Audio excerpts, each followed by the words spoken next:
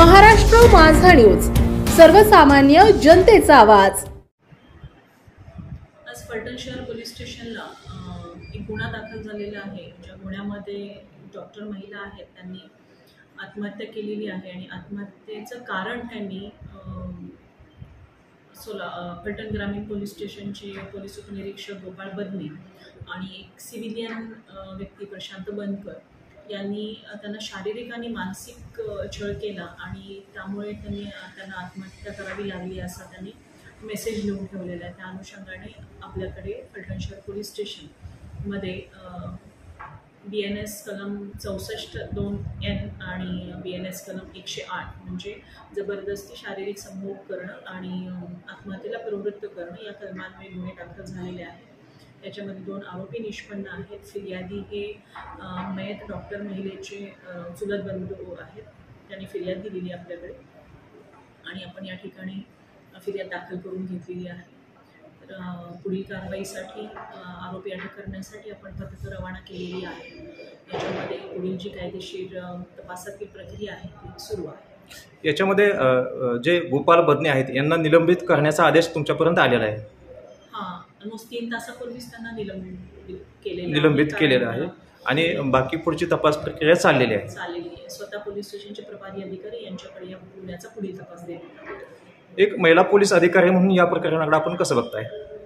निश्चितच एक महिला डॉक्टर ज्या उच्च शिक्षित आहेत त्यांनी अशा प्रकारे आत्महत्या करणं ही खरोखरच फार दुर्दैवी घटना आहे। कारण एका मुलीला लहानाचं मोठं करणं आणि तिला शिकून सवरून डॉक्टर बनवणं ही आईवडिलांसाठी फार कष्टाची प्रक्रिया असते आणि उच्च शिक्षित महिलेने त्यांच्यावर होणाऱ्या शारीरिक आणि मानसिक त्रासांमुळे आत्महत्या करणं ही खरोखरच अजून देखील समाजामध्ये ज्या काही प्रथा चालत आहेत त्यांच्याविषयी फार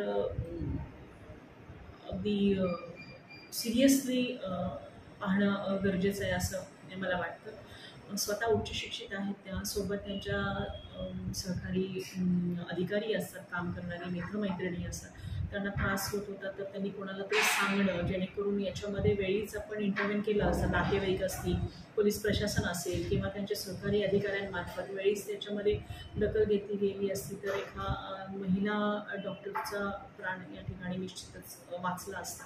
ही घटना जी आहे ती अतिशय दुर्दैवी आहे असं मला वाटतं। समाजामधला संवाद संपलेला दिसतो, त्यामुळे अशा पद्धतीच्या घटना घडताना दिसतात।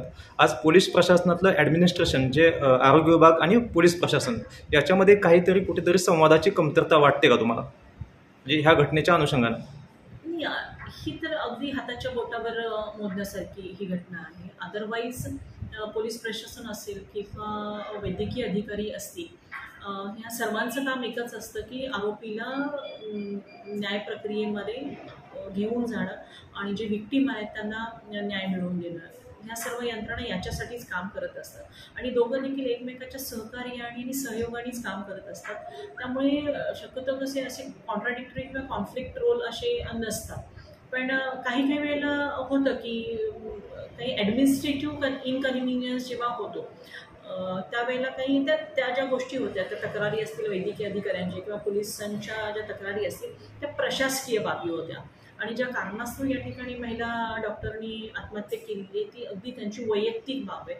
त्यामुळे या प्रशासकीय बाबींचा या वैयक्तिक बाबीशी अर्थार्थी काही संबंध नाही असं मला पूर्णपणे वाटतं। या घटनेनंतर पोलीस प्रशासनाकडे बघण्याचा दृष्टिकोन एक वेगळ्या पद्धतीचा झालेला दिसतो किंवा मीडिया ट्रायल ज्या आहेत त्याची घटना मीडिया ट्रायलमध्ये जास्तीत जास्त एक हायलाईट केलं जातं की पोलीस प्रशासनाचा काळा चेहरा म्हणून।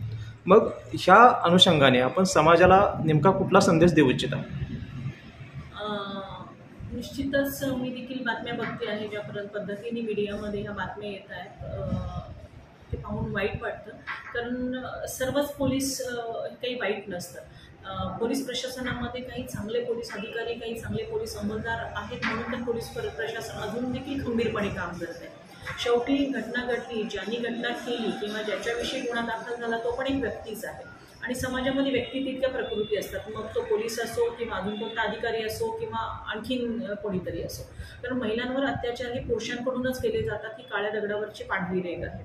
त्यामुळे ते पोलीस प्रशासनातील असणाऱ्या अधिकाऱ्यांनी अंमलदारांनी तरी अजून जास्त जाणीवपूर्वक या गोष्टी कटाक्षाने टाळल्या पाहिजेत, कारण आपण लोकांच्या सुरक्षिततेसाठी आहोत ही गोष्ट त्यांनी जाणीवपूर्वक लक्षात ठेवली पाहिजे. आणि या सर्व कृती असतील किंवा जे काही डायव्हर्शन्स आहेत त्याच्यापासून स्वतःला त्यांनी अलिप्त ठेवणं फार गरजेचं आहे असं मला वाटतं. एक शेवटचा संदेश काही देऊ इच्छिता का तुम्ही नागरिकांसाठी? निश्चितच आपल्या आजूबाजूला जर काही अशा गोष्टी आपल्याला निदर्शनाला येत असतील किंवा मुलींवर अत्याचार होत असतील, ज्या महिला पोलिसांपर्यंत पोहोचू शकत नसतील असं आपल्याला वाटत असेल, तर आपण निश्चितपणे आमचा टोल फ्री नंबर आहे डायल 112, या नंबरवर आपण डायल करू शकता. पोलीस स्टेशन प्रभारी अधिकारी आहे, DYSP आहेत, आम्ही आहोत, स्वतः SP सर आहेत. कोणापर्यंत तरी तुम्ही पोहोचण्याचा प्रयत्न करा आणि तुमच्यावर जो काही त्रास होतोय, तुमच्यावर जो काही अन्याय होतोय तो तुम्ही बोलून दाखवा.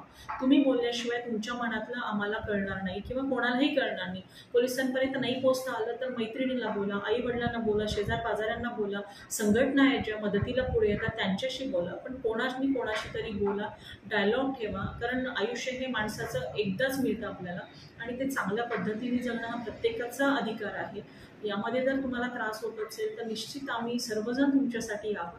फक्त बोला, तुमच्यावर जे काही अन्याय होत असेल, अत्याचार होत असेल त्याच्यामध्ये संवाद तुम्ही साधा. धन्यवाद, थँक्यू. राज्याच्या कानाकोपऱ्यातील महत्त्वाच्या व ताज्या बातम्या पाहण्यासाठी महाराष्ट्र माझा या न्यूज चॅनलला YouTubeवर सबस्क्राईब करा आणि बेल आयकॉन प्रेस करा.